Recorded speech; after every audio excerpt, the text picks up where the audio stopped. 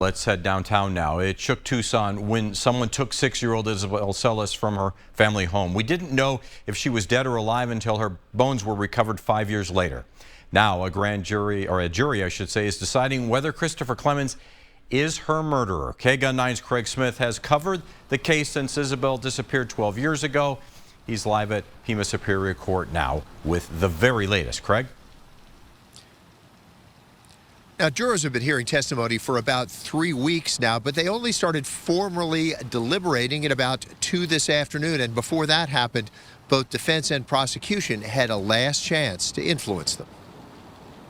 Without DNA or fingerprints to link Christopher Clements to the disappearance and death of Isabel Celis, jurors have only circumstantial evidence to go on. But Judge James Marner instructed jurors circumstantial evidence can be as valid as any other kind.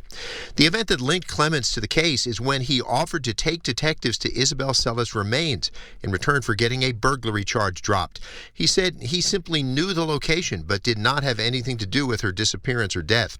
He led detectives to a remote area near Aver Valley and Trico Roads. Prosecutors say cell phone tracking put Clements in that area, not just on the day he led law enforcement to the girl's bones, but also in the hours after she disappeared. Jurors were not allowed to know Clements is already serving a life sentence for the murder of another young girl found in the same general area.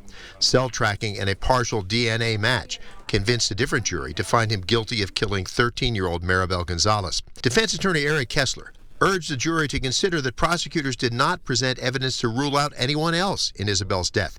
He highlighted the mystery of exactly how any stranger could have stolen the young girl out of the house without 4 family members and a collection of dogs noticing.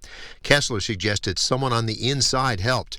He did not mention Isabel's father Sergio in his closing arguments, but has suggested Sergio Celis was involved somehow in the girl's disappearance. Because prosecutors have the burden of proof, Tracy Miller had the last word.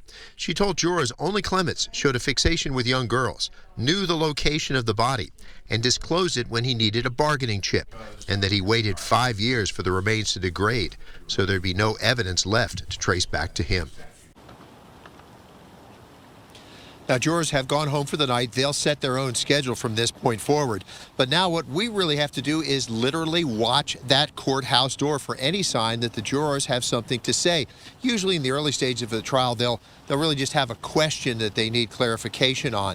But eventually there'll come a point where, yes, there will either be a verdict or word from the jurors that they are unable to reach a conclusion.